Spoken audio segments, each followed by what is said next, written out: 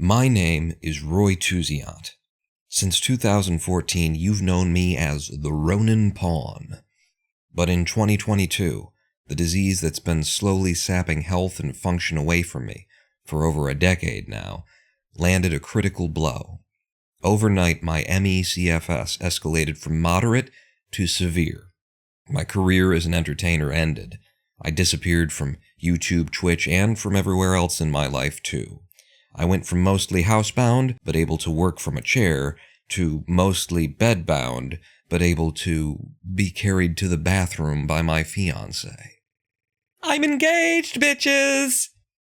My physical weakness became so extreme that I couldn't lift myself out of bed. My sensitivity to light and sound became so extreme that we had to blacken the windows and deafen me with construction-grade earmuffs. My neurology was so screwed up that I struggled to communicate and even to tolerate the presence of another human being in the room. I lost 30 pounds in 3 months. My blood pressure plummeted to 85/50. I was rushed to the emergency room half a dozen times for half a dozen different reasons. If you've wondered where I went these past 2 years, I went to hell. Don't worry though, 'cause a bitch slapped Satan with my big swangin' dick and brought you back a snow globe. In February of 2024, I began to enter a period of remission. By June, I'd started doing live streams on Twitch again. My blood pressure is back up to 110/70. I've been able to cut my prescriptions and supplements in half. And today, against all the odds, I'm publishing my first YouTube video in 2 whole years. It's this one. This is the video. You're watching it. Click the like button, asshole. To be clear, I am not well.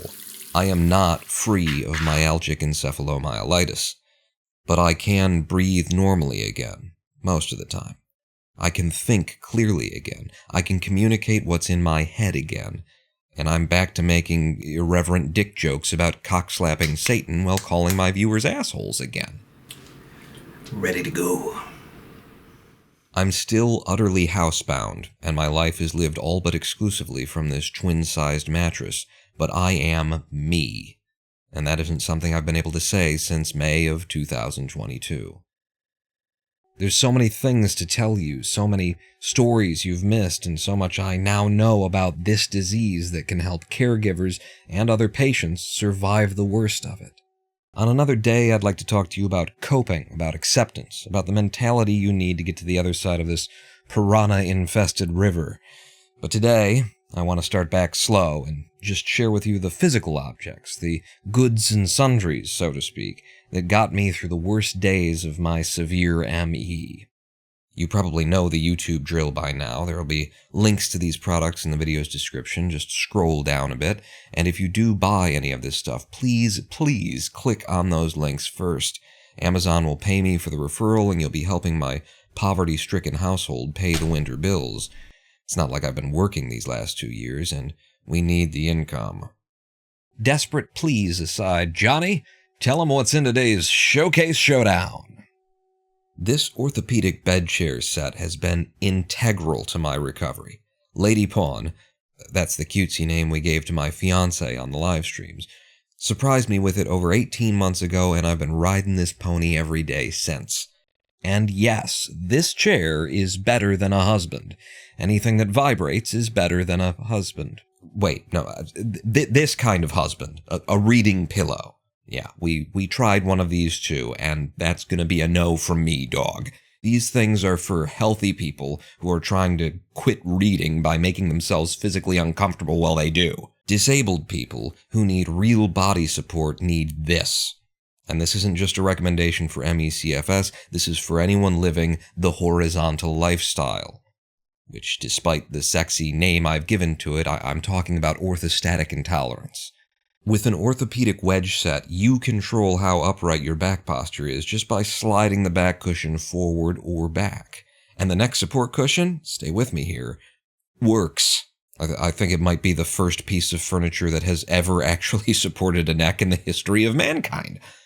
Even this little butt pad here is the perfect extra layer of cushion needed to keep the cheeks from going raw. At least for a few hours longer. Listen, you're bedridden. Your butt's gonna get sore, okay? Relax. It's the least of your problems.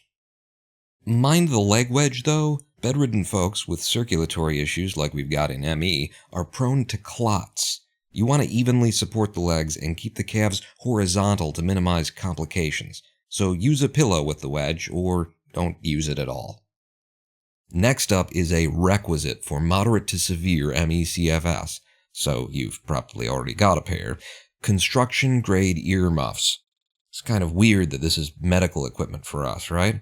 But with the photo and audio hypersensitivities that come with ME, if you don't wield authority over how much light and sound you take in, they will dictate the quality of your life. You need earmuffs. These 3M work tunes are what I had, and they served me well. 3M is a company that knows how to make construction-grade and medical quality stuff, and that's why I went with them. These are rated to reduce amplitude by 24 decibels, and they do not disappoint. Check it out.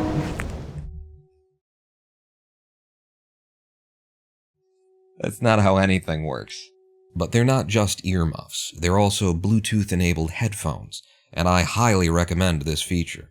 It adds in the option of playing back some soft white noise to soothe the neuroinflammation, or just of further isolating yourself from outside stimuli with some safe, familiar, non-emotive media. The battery life is good. You'll go days without needing a charge, and when you do charge them, they're done in no time. I have one complaint about the work tunes, though, and that's that after 3 hours or so, they stop being comfortable to wear. You do start to feel them.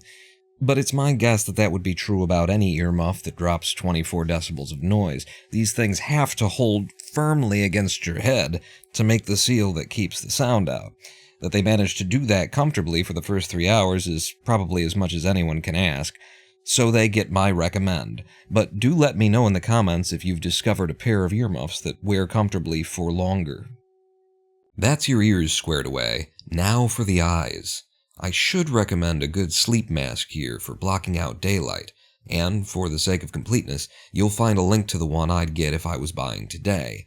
But the truth is, I never had a proper mask. My blanket, or just a black athletic sock, or any piece of thick dark cloth, did the job to blot the light out.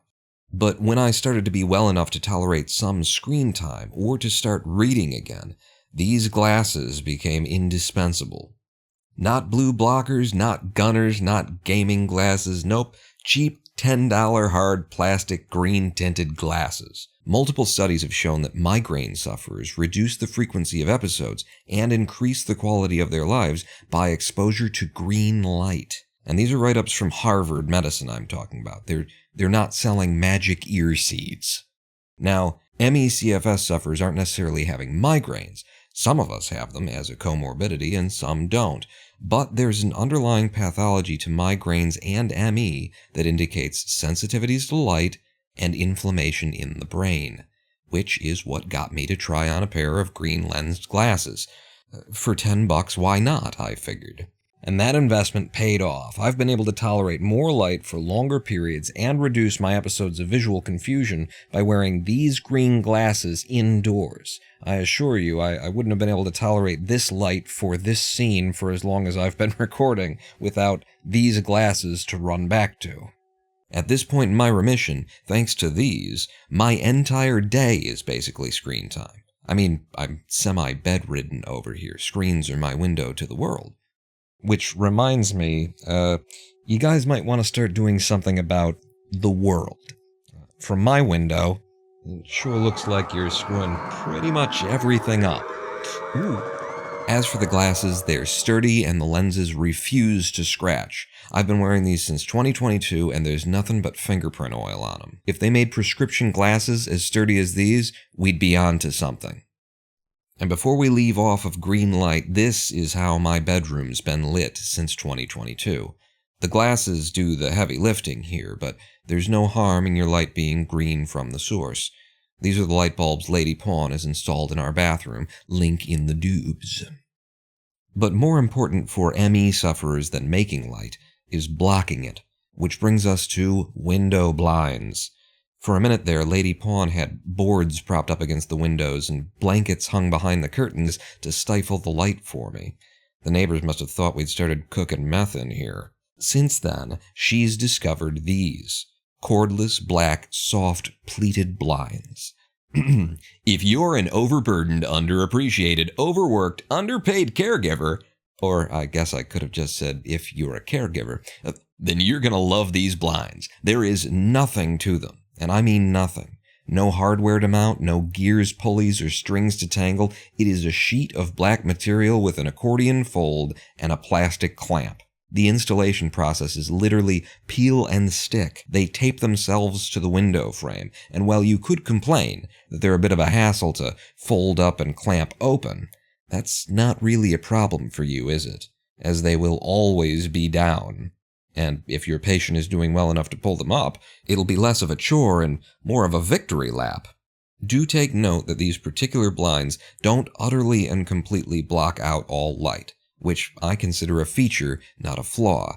At the brightest hour of day, they let in a tame, soft glow that lets me still experience the passage of time. But you can always plunge the room into full darkness using the window's original dressing. You don't hang these to replace your window treatments. You hang them behind your existing curtains to achieve a full blackout.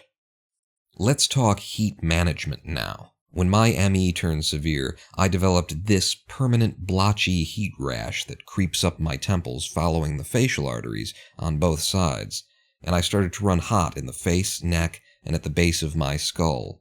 To manage this heat and the hot flashes, I've come up with the Roninpawn's patent-pending 3-pronged whole-head cooling solution. There's no patent pending. I could probably get in trouble saying there's a patent pending. It begins with neck fan. Oh my god, you guys, for reals. Neck fans? Neck fans, you guys, for reals. Oh my god. These use a flexible rubber collar to wrap around your neck. They've got 2 tiny fans in them that force cool air up and out the slots here, cooling your face and head. I ran this thing all but constantly for probably 6 months, and since I started writing the script, I'm back in, baby. Oh, why did I ever leave you?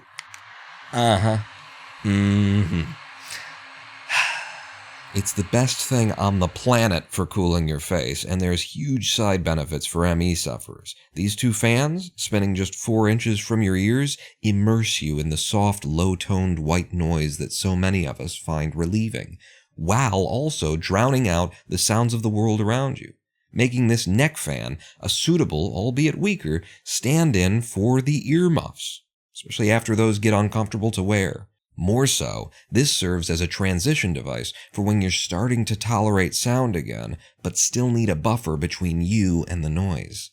And extra double bonus, wearing it makes you feel like you just opened that little overhead nozzle on an airplane. Very soothing. My mother got me this one. Neck fan is a must-have. Get you a neck fan. And then never ever use it in an indoor public space. Here's the warning. As an ME CFS sufferer, you are presumed immunocompromised, and this is a pair of fans that hoover up everything that's wafting in the air and blow it at your face. You remember your face. That's the part you breathe out of, where all the holes are. Using a neck fan in a public place is asking for every germ and virus in the room to come say hello to your respiratory system. Even if you're wearing a mask, do not use a neck fan in a public indoor space, especially not in a doctor's office or a hospital. There's your PSA. Now go buy one of these. You will thank me. Neck fans. Oh my god, you guys. For reals. Neck fans. Oh my god. Ooh. Full speed. The second pillar of my core head cooling philosophy is cold packs. Like I said, the base of my skull gets uncomfortably hot. Hotter the more upright I am and the longer I've been that way, which is all doubtless related to the reduction of blood flow to the brain seen in arterial Doppler study during tilt table tests of ME CFS patients. You want more upright time? Or maybe just any? Cool the cervical spine. I've been rotating these 3 ice packs for quite a while now, but okay, Lady Pawn just surprised me this week with these thermoplastic ice bags. And there's a new king in town. I'm literally rewriting the script right now because these are so much better. And now I'm unrewriting the script because they gave me frostbite. Seriously, that's a stage 1 frostbite burn right there, and I can't recommend thermoplastic ice bags at all now. ME CFS is at risk for this kind of thing due to sporadic neuropathy, Raynaud's syndrome, mitochondrial dysfunction, circulatory issues, and temperature dysregulation. That these bags can literally freeze your skin makes them too much of a danger for any of us to use. So all this footage we took of ice bags is just landfill fodder now, I guess. Meanwhile, these gel packs have done the same job for about a year now and without killing any of my skin tissue. I'm nonetheless obliged to note that these vinyl gel packs only have about an 8-month shelf life with daily use before thermal wear opens up a crack along one of the seams. Then you're left with an oily goo running down your neck as you wonder just how non-toxic this stuff really is. But hey, everything's got a shelf life. It's unusual to be using these things every single day, and what are you gonna do, you know? Just not for nothing. Forget about it. How's your sister? On the upside, the gel packs are stow and go. There's zero prep with these. Put them in the freezer, pull them out the freezer. That's convenient. So my final, no more rewrites, recommendation is you absolutely must have a Pharaoh's collar. Or a neck and shoulder ice pack, I guess, if you're a boring person. This bad boy is what you'll want after a bath or shower, when your whole body is warm. For the rest of the time, you need exactly 3 of these gel packs. 3 so that you can rotate them. You'll be wearing one while the last one you used has just begun its recharge cycle. But it's the 3rd gel pack that will have been in the freezer long enough to fully recharge. The last of my face and neck cooling solutions was the shortest lived for me. Neck gaiter. Specifically, a neck gaiter meant for soaking and wearing wet. During the summer months especially, and when I had to be transported to doctor's appointments, blood tests, MRIs, CAT scans, X-rays, EKGs, EMGs, oh god. A cool, wet neck gaiter worn completely over my head and face was the only lasting mobile solution for overheating. A water fountain or a bathroom with a sink in it can recharge it on the go, and trust me, healthy people know to clear the path when someone rolls you up in a wheelchair looking like this. Now, your mileage may vary on neck gaiters depending on how much hair you're keeping these days, but the surface contact, neck and face cooling will still be a help. Just try not to overdo it with a wet neck gaiter. You won't be doing your skin any favors by holding a thin layer of moisture against it non-stop. Don't let that stop you from using them. Just try not to live every second of your life in one. And when you're well enough to leave it behind, leave it behind. Now let's head the other direction in terms of temperature control. Heating pad. If you haven't been using one, you don't know how much you need it. ME CFS routinely comes with gut issues, imbalances in serotonin production, irritable bowel syndrome, spasming right here, so much so that I still sort of instinctively hold it even though it hasn't happened for a while. A heating pad wrapped around your core will help soothe and relax the gut, and it will also reduce the amount of energy your body is spending on heating itself. This is a 12 by 24 inch Sunbeam. It does not have an auto shutoff feature. I never run it on anything but low. I've had it for years, and I don't want anything any more or less complicated than this. First off, get real. These aren't personal air conditioners. It's a PC fan, a plastic water tank, and a vibrating disc to vaporize the water. Oh, and an LED. Congratulations, this is not an air conditioner. Don't try and church it up, son. Don't you mean swamp box? With that said, these things are actually great. I ran this one just about non-stop from June to October. When you don't need the mist, it's just a nice little fan to directly cool yourself without having to cool the entire house or even the rest of the room. And when it's so hot that you need more than just air movement, a few ice cubes in the water tank really do drop the real feel by another 5 degrees Fahrenheit. So long as you're just trying to cool the person the thing is pointed at, you can't go wrong with one of these as a bedside fan. I really have been running this the entire time I've been recording the talking parts of this video. We've tried a few different models so far, and they each come with a downside. This one, for example, stopped misting after just a few weeks' use and needed to be deep cleaned before it started working again. But so long as you stay on top of the cleaning, it works great. This one, which I've been using, is a much simpler design, so it doesn't gum up and fail as easily. But the engineering isn't great. The fan can't be angled more than a few degrees without blowing itself over, and when you change the water, you have to futz with these cotton wicking sticks to get the misters working again. Flawed as they are, both have made a major improvement in my ability to regulate my body temperature and the moisture levels in the air. So these personal air conditioners get a recommend. And hey, if you've tried a specific model that doesn't have any downsides, leave us the make and model in the comments section. But let's get serious about blowing water into the air. Winter is coming, and you will need a humidifier. Now right up front, the difference between this and this is just a different size of the components. These are the same technology in two different packages, and if you can only afford one, probably get the little Swamp Box fan and have it pull double duty for you. But if you've got the $20 to $30 for a dedicated humidifier, it's worth it. When the air is dry and cold and you're stuck in a bed suffering, you know what you don't need? Dry airways, ashy skin, and cracked lips. A simple design like this does the job and at the right price. It holds enough water that you won't have to fill it up but once every day or 3. It's as easy to clean as a humidifier can be, and the feature I like most here is the ability to lean the mist column in a certain direction. I run mine like this, a few feet away from the bed, cascading toward me, but not on me. I'm actually going to recommend you don't mess with fragrances, tinctures, or oils in the humidifier's tank. Severe ME often comes with sudden allergic responses to things that you weren't allergic to before. Mast cell activation syndrome, or MCAS, is a common comorbidity. So if your ME has turned severe, you should be removing potential allergens and strong olfactory signals, not adding to them. Use unscented detergents, unscented dryer sheets. Take peanuts, tree nuts, cow's milk, and shellfish out of your diet, and generally limit your exposure to likely allergens, even things you've been fine with before. Take my word for it, a side dish of sweet potatoes sent me to the hospital last year having brought on anaphylactic hypothermia. My body temperature dropped to 93.9 degrees Fahrenheit. Yeah. So when it comes to what's in the air you're breathing, play it safe. Skip the essential oils. Also, skip the flu and COVID wafting on the breeze these days. As an immune-compromised patient, you need a HEPA air filtration system, something you can run when the Canadian wildfires are raging or after the Xfinity repair person comes into your home to fix the job that the last Xfinity agent didn't do right, because it's Xfinity. Lady Pawn and I have been perfectly satisfied with these little units for small spaces and personal use.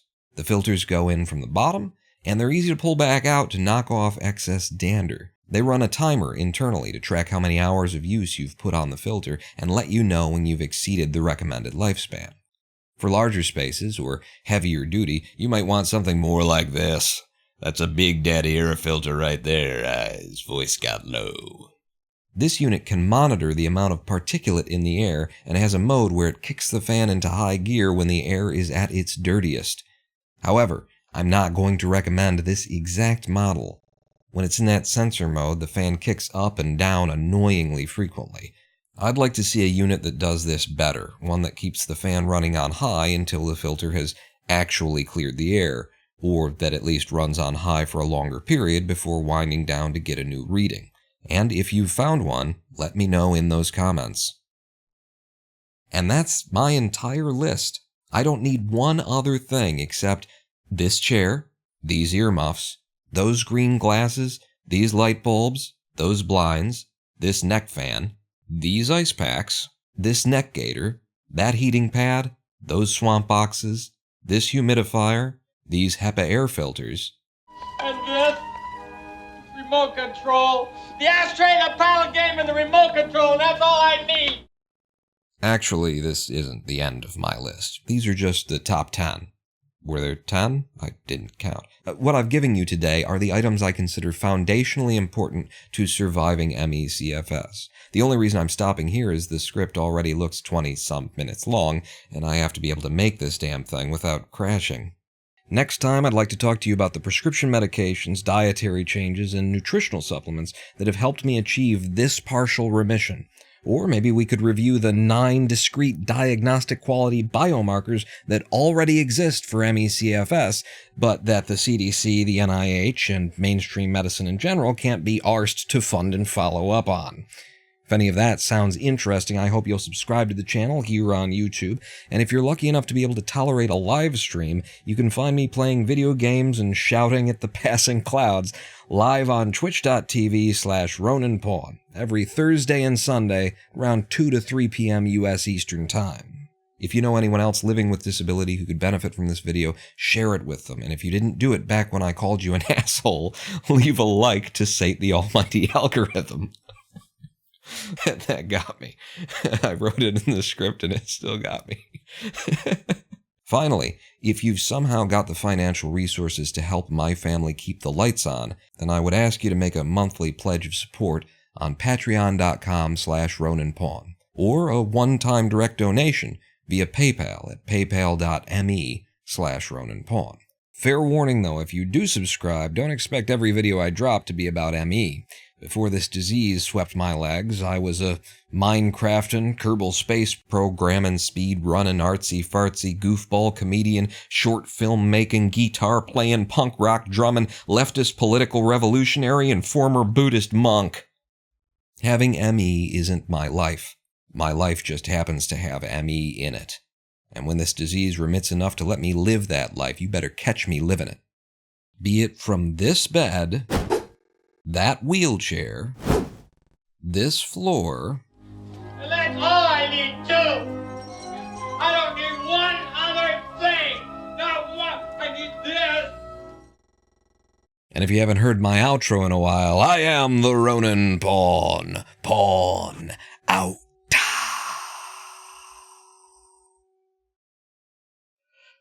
It's a very breathy outro to do with this disease.